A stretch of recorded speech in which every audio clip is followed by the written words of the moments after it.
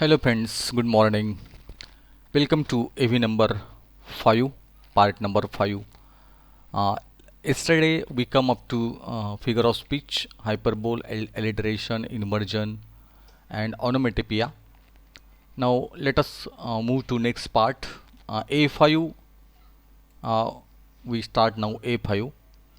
Imagine your friend is a table tennis champion who has won the semi-final in the intercollegiate championship. Due to overconfidence, she neither practices nor does she take her opponent seriously. This may result in her losing the final. Suggest some ways to make her aware of the importance of hard work and regular practice. Imagine your friend is a table tennis champion. कल्पना करा की तुमची मित्र मैत्रीण जी आहे मित्र आहे तो एक चांगला टेबल टेनिस चॅम्पियन आहे who has on the semifinal in the inter collegiate championship की ज्याने आपल्या आंतर कॉलेज चॅम्पियनशिपमध्ये त्या ठिकाणी सेमीफायनलपर्यंत तो जिंकला होता due to overconfidence she neither practises nor does she take her opponent seriously पण ओव्हर कॉन्फिडन्समुळे त्या ठिकाणी ती प्रॅक्टिस करू शकली नाही किंवा आपला जो प्रतिस्पर्धी आहे त्याच्याशी तिला सिरियसली चांगल्या पद्धतीने तिला लढता आला नाही आहे this may result in her losing the final त्यामुळे त्या ठिकाणी तिची फायनल जी आहे फायनल मॅच ती हरलेली आहे suggest some ways to make her aware of the importance of hard work and regular practice तर तिला आपल्याला सुचवायचं आहे की कष्टाचं महत्त्व आणि रेग्युलर प्रॅक्टिस जी आहे ती किती महत्त्वाची आहे ती तिला आपल्याला सांगायचं आहे की जी फायनल मॅच हरलेली आहे तर तिला आपण काय सल्ला देऊ शकतो तर तो सल्ला या पद्धतीने आपण तिला देऊ शकतो dear dash congratulating on winning the semi-final of the intercollegiate table tennis championship. Congratulations on winning the semi-final of the intercollegiate table tennis championship. तुझं अभिनंदन पहिल्यांदा की तू सेमीफायनल त्या ठिकाणी जिंकली. But I never see you practising and preparing yourself mentally and physically for the final. पण मी तुला बघितलं नाही की शेवटचं तुझी जी फायनल मॅच तू होती की ती तिची एक मेंटल प्रिपरेशन किंवा एक फिजिकल प्रिपरेशन करताना तुला मी बघितलंच नाही. I am really worried. मला खरंच काळजी वाटते. Are you so confident of your success that you don't even bother to attend your regular practice session? एवढा कॉन्फिडन्स तुला आहे का की तू त्या ठिकाणी फायनलला तू त्या ठिकाणी प्रॅक्टिस सेशनला तू अनुपस्थित राहतेस. You must be knowing practice makes man perfect. तुला माहिती असेल की practice makes a man perfect. The other day I was watching the final match of Wimbledon tennis competition and it was amazing how the finalist Roger Federer at the age of 37 was doing so much of hard work to win the long rallies. तर मागच्या वेळेला मी त्या ठिकाणी विम्बल्डनची एक match बघितली होती आणि त्या मॅचमध्ये त्या ठिकाणी आम्ही जो आपला फायनलिस्ट होता रॉजर फेडरर जो आहे तो वयाच्या 37 वर्षाचा असतानासुद्धा he was doing so much of hard work to win the long rallies. त्या ठिकाणी ती त्याने खूप मेहनत त्यावेळेला केली होती. Some of the strikes were excellent and this must be the result of his rigorous practice. त्याचे जे स्ट्राईक्स होते त्याचे जे फटके होते ते अतिशय विलोभनीय होते पण हे सगळं त्या ठिकाणी त्याच्या अतिशय कठोर मेहनतीचं तिथे फळ होतं. These are the legends and you must learn from them. आणि हे अतिशय मोठे लोक आहेत की ज्यांनी चांगलं यश मिळवलेलं आहे.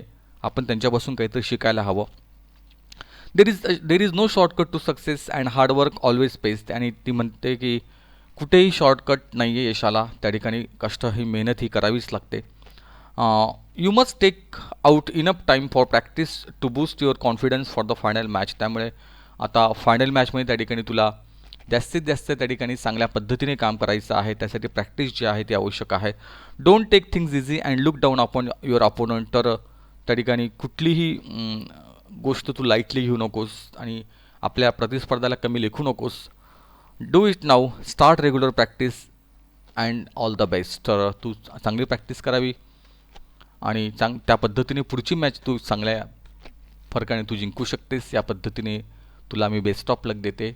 असं प्रकारे एक बूस्टिंग ज्याला म्हणतो आपण, ज्याला एनकरेजिंग करणं म्हणतो, ज्याला आपण मोटिवेटिंग करणं म्हणतो, असं ते मोटिवेशन त्या ठिकाणी केलेले आहे. पुढे आपण जाऊया A6कडे. Use the following points and write and appreciation of the poem. तर आपल्याला ही जी कविता आहे तिचं ॲप्रिसिएशन करायचं आहे, म्हणजेच त्या कवितेचं रसग्रहण जे आहे ते करायचं आहे. तर नेमकी कविता कशी आहे त्याबद्दल त्या ठिकाणी आपण जे पॉईंट्स या ठिकाणी दिलेले आहे, according to the point we have to describe shortly about the poem, poet and title. तर कवितेबद्दल, कवीबद्दल आणि शीर्षक जे आहे कवितेचं त्याबद्दल, कवितेची थीम काय आहे, कवितेचा आशय काय आहे त्याबद्दल, पोएटिक स्टाईल जी काव्यशैली आहे, लँग्वेज आहे, भाषा आहे, पोएटिक डिव्हायसेस आहेत, त्यात कोणते अलंकार वापरलेले आहे ते, स्पेशल फीचर्स काय आहे, विशिष्ट असं वैशिष्ट्यपूर्णता ह्या कवितेतली काय वाटते तुम्हाला, message, values, morals in the poem, त्या ठिकाणी कोणता मॅसेज जो आहे, कोणता नैतिक गोष्ट त्या ठिकाणी सांगितलेली आहे ते आपल्याला सांगायचं आहे. Your opinion about the poem, आणि तुमचं कवितेबद्दलचं काय मत आहे ते त्या ठिकाणी मांडायचं आहे. तर आपण ह्या कवितेचं संपूर्ण जे ॲप्रिसिएशन आहे, रसग्रहण जे आहे ते आपण करूया. काय नेमकं ह्या कवितेत दिलेलं आहे. तर जी कविता आपली आहे, the poem is a sonnet comprising of 14 lines. ही कविता जी आहे ती 14 ओळींची आहे. Like a typical Petrarchan sonnet, the first 8 lines called octave. अगदी पेट्रार्कन टाईप ऑफ सॉनेट ज्याला म्हणता येईल असा तो प्रकार आहे. एक सुनीत काव्य आहे की जे पहिल्या 8 ओळी ज्या आहेत त्याला ऑक्टेव्ह असं म्हणतात. Hint at a problem or express and emotional tension. तर त्या ठिकाणी पहिल्या 8 ओळीमध्ये त्या ठिकाणी समस्या काय आहे आणि एक इमोशनल टेन्शन जे आहे, एक भावनिक ताण जो आहे तो त्या ठिकाणी आलेला आहे. The last 6 lines called sestet try to resolve the problem by relieving the tension. आणि पुढच्या 6 ओळी ज्या आहेत त्याला सेस्टेट असं म्हणतात. 6 ओळी. तर त्या ठिकाणी हे टेन्शन कसं कमी करता येईल या पद्धतीने तिने आपल्या भावाला काही सल्ला जो आहे तो दिलेला आहे. The poem also brings out the poet's love for nature and here the sonnet resembles. आणि या कवितेच्या माध्यमातून त्या ठिकाणी कुठेतरी निसर्गाबद्दलचं प्रेम जे आहे कवीचं ते पण व्यक्त झालेलं आहे. Shakespeare's sonnets which also has a glorified nature. तर अशा पद्धतीने एक शेक्सपिरियन सॉनेट टाईप ही कविता त्या ठिकाणी वाटते. Central metaphor for the entire poem is a central symbol of sky. तर त्या ठिकाणी एक रूपकात्मक असं भाग या ठिकाणी आलेला आहे की जे स्काय, आकाश त्या ठिकाणी आलेलं आहे. Which can be blue, dark and different for different persons. तर की जे वेगवेगळ्या व्यक्तींना वेगवेगळ्या पद्धतीने भासतं आहे ते आकाश जे आहे. But there is another sky ever serene and fair. पण हे आकाश वेगळं आहे की जे शांत आहे, सुंदर आहे. For all that is the sky of paradise which is blissful. आणि हे जे आकाश आहे ते नंदनवनासारखं आहे की जे खूप आशीर्वादित आहे, खूप आनंद देणारं आहे. Here the poet means the sky and the places around a persons on home which will always appear comfortable. ह्या ठिकाणी जे आकाश आहे, कवीला आकाश काय म्हणायचं आहे तर त्या कवीच्या सभोवतालच्या घराच्या सभोवताली जी बाग आहे, जे घर आहे, त्या संपूर्ण त्या व्यवस्थेला त्या ठिकाणी की जी अतिशय कम्फर्टेबल आहे त्याला त्या ठिकाणी तिने आकाश असं म्हटलेलं आहे. It is possible to resort to one's own home in the moments of weaknesses, frustration and confusion. तर खरंच आपण त्या ठिकाणी ज्या वेळेला थकतो, ज्या वेळेला निराश होतो, ज्या वेळेला अनेक असे प्रकारचे वैविध्यपूर्ण कन्फ्युजन मनामध्ये असतात त्यावेळेला त्या ठिकाणी निश्चितच त्या ठिकाणी आपण आपलं घर जे आहे ते आपल्याला हवंसं वाटतं. मायेची ऊब जी आहे ती आपल्याला हवीशी वाटते. Emily's call in to this ideal world of home makes us believe that such a world really exist. आणि एमिली डिकिन्सनच्या माध्यमातून त्या ठिकाणी अशा प्रकारचं जे घर आहे ते अस्तित्वात आहेत की जे तिचं स्वतःचंच घर आहे. That makes the poem appear so special to the reader. आणि म्हणून ही कविता जी आहे थोडी एक स्पेशल अशी कविता वाचकांना वाटते. The message that the poet try to convey was that one might change home or home town but the place called home would never change. And that was her purpose of using the expression evergreen to convince the readers about eternal existence of one's own comfortable home. तर त्या ठिकाणी शेवटी आपलं मूळ घर जे असतं त्याने असं म्हटलंय, the message that the poet try to convey was that one might change home or home town. आपण आपलं घर बदलतो किंवा आपलं होम टाऊन जे आहे, मूळ गाव जे आहे ते सोडून आपण दुसऱ्या गावी त्या ठिकाणी जातो, शहराकडे जातो. But the place called home would never change. पण आपलं मूळ घर जे आहे ते कधीही आपल्या मनातून बदलत नसतं. That was her purpose of using the expression evergreen to convince the readers about eternal existence of one's own comfortable home. आणि म्हणून त्या घराला त्यांनी एव्हरग्रीन असं म्हटलेलं आहे की जे कधीही न बदलणारं त्या ठिकाणी आहे. Thus, Emily's undying love for her brother Austin, who was troubled by some problem, come out through her showcasing all the brightness around the place. She has recommending where her brother could live under a light that never faded. आणि कुठेतरी आपल्या हा जो भाऊ आहे Emily undying love for her brother Austin, तिचं जे प्रेम आहे आपल्या भावाबद्दलचं ऑस्टिनबद्दलचं, who was troubled by some problem, की त्याला काही अडचणी आहेत, त्या अडचणीखाली तो दबला गेलेला असेल. Came out through her showcasing all the brightness around the place. आणि म्हणून त्या ठिकाणी आपल्या सभोवताली असलेल्या सगळ्या ज्या प्रकाशमय बाजू आहे ती त्याला दाखवण्याचा प्रयत्न करते आहे की जेणेकरून त्या ठिकाणी त्याने बदलावं. इमिलीज कॉल्ड इमिली जी आपली बहीण आहे आपल्या भावाबद्दल त्या ठिकाणी प्रेम व्यक्त करते आहे. She was recommending where her brother could life under a light that never faded. आणि ज्या ठिकाणी तो आहे त्या ठिकाणचा प्रकाश जो आहे, त्या फुलांचा रंग जो आहे तो कधी न जाणारा त्या ठिकाणी रंग आहे.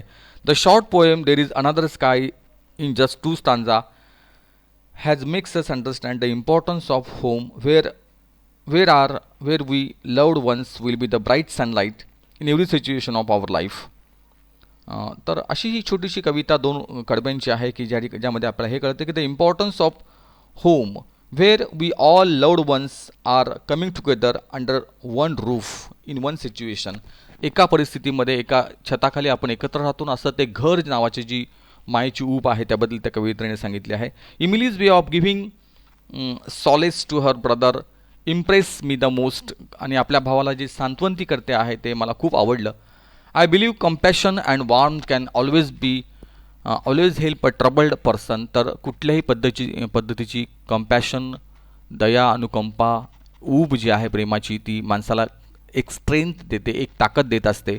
Emily's brother Austin also has admitted that his sister's words has been very supportive for him by allowing him to enter into her garden of happiness and joy. आणि अशा प्रकारची आनंदाची बाग ज्या बागेमध्ये त्या ठिकाणी आपल्या भावाचं ती स्वागत करते आहे, त्याला ती म्हणते की तू परत ये आणि आपण सगळे त्या ठिकाणी पुन्हा एकदा एक नवीन सुरुवात करूया. निराशा जी आहे तिला ती बाजूला करण्याचा त्याचा प्रयत्न करते आहे. आणि अशा पद्धतीने ही कविता आहे देर इज अनदर स्काय. तर याच पद्धतीने एक समरी त्या ठिकाणी आत्ता जे बोललो आपण, right a summary of the poem with the help of the following points. तर याच पद्धतीने समरी जी आहे त्याची थोडक्यात जे बघितलं आपण त्याचीच एक छोटासा सारांश आपल्याला सांगितलेला आहे. टायटल काय आहे? Introductory paragraph, main body, conclusion. Latest compose a poem, 2 lines are given, add 2 of your own. एक छोटीशी कविता तयार करा, 2 ओळी दिलेल्या आहेत आपल्याला, अजून 2 ओळी ॲड करा. तर देर is another sky ever serene and fair. तर आपल्याला त्या ठिकाणी काही ओळी ज्या आहेत त्या कवितेला एक कॉम्पोजिशन ऑफ अ पोएम त्या ठिकाणी करायचं आहे आणि त्या ओळी ज्या आहेत त्या ॲड करायच्या आहेत.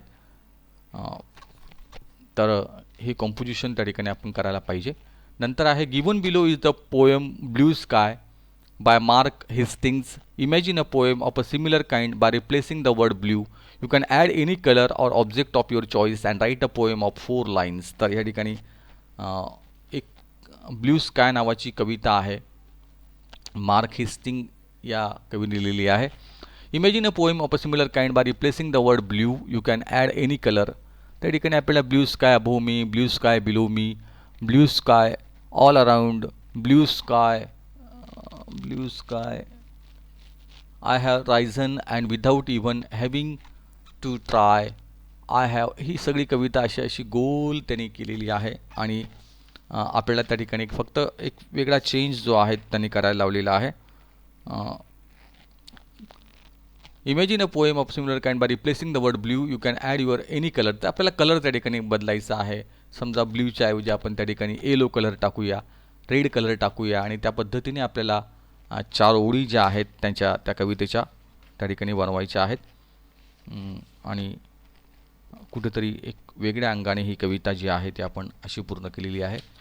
इथे आपण थांबूया आणि there is another sky ever serene and fair, there is no darkness anywhere as colourful butterflies dance on flowers everywhere. तर ही कविता आपण अशी बनवू शकतो. There is another sky ever serene and fair, there is no darkness anywhere as colourful butterflies dance on flowers everywhere. आणि त्या ठिकाणी इथे आपण असंही करू शकतो ही कविता. Starry sky above me, cloudy sky above me, bright sky इथे जे आलेलं आहे. For example starry sky above me, cloudy sky above me, bright sky above me, fills me with happiness and glee, seeing the starry sky above me, no darkness as far as I can see. तर अशी ही कविता आपण तयार करू शकतो. या पद्धतीने आपली कविता जी आहे ती इथे पूर्ण झालेली आहे.